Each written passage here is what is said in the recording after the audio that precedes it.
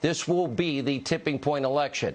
Powerful institutional forces in the media, the Democratic Party, the deep state, and operatives, all hands on deck. And even worse than 2016, they're there to protect the swamp, the bureaucracy, and do any and all things possible to destroy President Trump, even if it means electing a frail, weak, corrupt figure like Joe Biden. God help this country. Here with reaction, author of the Profile in Corruption, Peter Schweizer, along with Fox News legal analyst Greg Jarrett.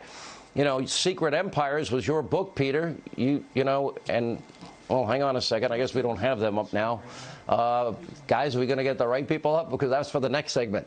Anyway, there we go. Peter Schweizer, you wrote the book Secret Empire, and in Secret Empires, you exposed this first and foremost. It's even worse than you described, and almost everything you reported has now been vindicated.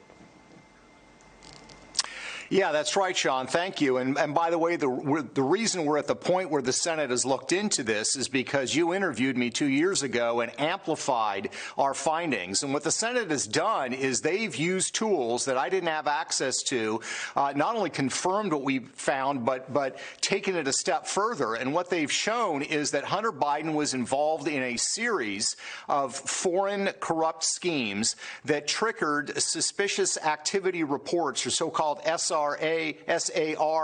transactions by the Treasury Department. These are triggered when money is flowing from either sketchy individuals or the amount of money in question is raising alarm bells. So this is not a question of anonymous sources or speculation. We now know that money changed hands. We know who it came from. We know it came from countries that are our rivals, and we know it came from very corrupt entities around the world. And the question, Sean, continues to be, why did they give Hunter Biden this money? He didn't have a skill set. He didn't have qualifications. They were paying for something. These are not charities. And that's the question that Joe Biden and Hunter Biden need to answer.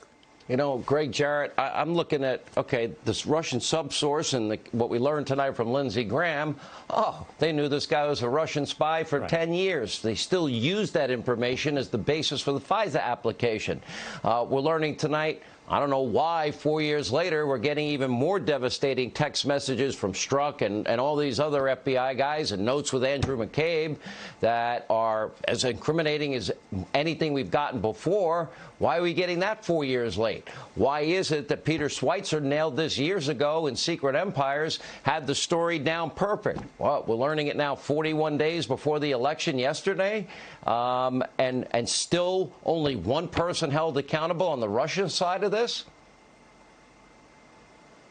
Well, a lot of this has been covered up by the Obama-Biden administration for years, the intel community, as well as the FBI. This is a damning report that accuses Hunter Biden of influence peddling, profiteering, and directly connected to his father, who said, gee, I knew nothing about it. Now we know, thanks to this report, that was a lie. He was briefed about it. He was warned about it. He spoke to his son about it. Look, it's a crime to confer a benefit to a foreign government in exchange for something of value for yourself or your relative, including your son. It's public corruption. It's, you know, extortion, embezzlement, all of those words get thrown around a lot, but they're all part of the public corruption. Think about this. Burisma is paying $4 million to Hunter Biden. At the same time, his father is pressuring Ukraine to drop an investigation into his son's company. You know, Rand Paul is right. Let's send this to the Department of Justice, have the lawyers take a look at it and decide whether a criminal prosecution is merited. But I'm not surprised that the mainstream media, you identified them, were crickets about that. They're not neutral news organizations. They're advocates and protectors of Joe Biden and the Democrats. All right, great work, both of you, on all of this. We appreciate it. Matt Finn is on the ground in Louisville tonight. A lot of activity going on. What's the latest?